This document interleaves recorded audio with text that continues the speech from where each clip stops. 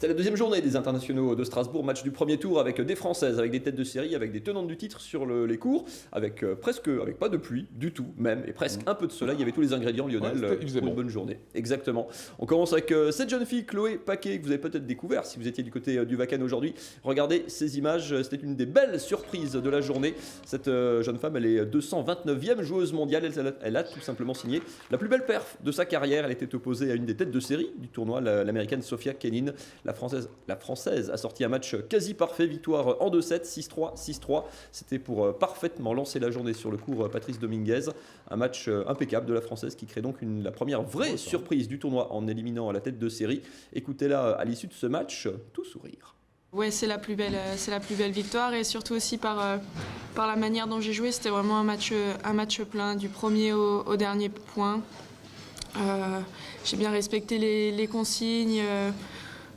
Tout s'est bien goupillé en fait sur ce match, et donc je suis vraiment contente, et ça me prouve que bon, je suis capable de battre ce genre de joueuse. Là, il y a aussi des favorites qui ont fait la rentrée aujourd'hui. Ouais, il n'y avait pas une, pas deux, mais 3 couronnes, 3 titres de ces IS qui étaient sur le cours aujourd'hui. Regardez, ça se passait tout au long de la journée. On commence avec Monica Puig, la portoricaine championne olympique à Rio en 2016, premier titre olympique de son pays, vainqueur surtout de ces IS en 2014. Elle avait tout juste 20 ans. Elle a éliminé la plus alsacienne des Allemandes, Tatiana Maria, l'épouse de Charles-Édouard Maria, le tennisman alsacien. Monica Puig qui n'a fait qu'une bouchée de l'allemande, 6-1, 6-1.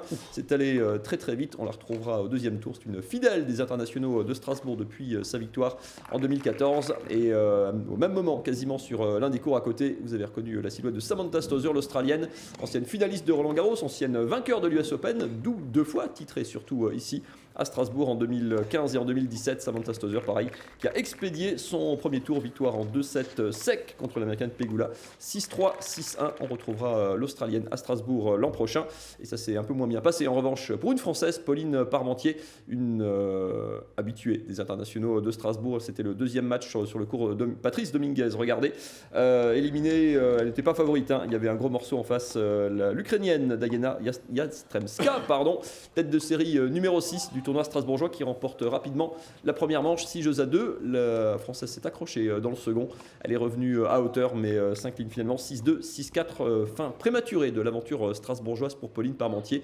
Mais Yastremska, à l'image des autres têtes de série, ont tenu leur rang, Lionel. Voilà, il y avait une Française quand même qui avait le sourire. Hein. Mais oui, il n'y avait pas que Chloé Paquet, il y avait Fiona Ferro hier qui s'est qualifiée. Et vous l'avez peut-être suivi sur notre antenne cet après-midi. Regardez, ça c'était en direct à 14h30. La victoire d'Amandine Hess. Et là aussi, c'est une vraie et belle surprise d'Amandine Hess, 261e joueuse mondiale, invitée par les organisateurs du coup, parce qu'elle est loin au classement pour prétendre rentrer directement dans le tableau.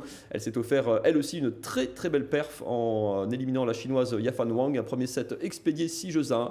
Un match quasi parfait pour la Française. Petite frayeur dans le deuxième, elle mène 3-1. La chinoise revient à hauteur à 4 partout. Mais le tennis agressif, très efficace, avec un peu de prise de risque, mais elle a beaucoup varié son jeu. La Française, elle s'impose sur cette balle de match. Une très belle victoire, 6-1, 6-4. Amandine Hess, deuxième Française qualifiée de la journée. Elles seront 3. Le match de Caroline Garcia est en cours.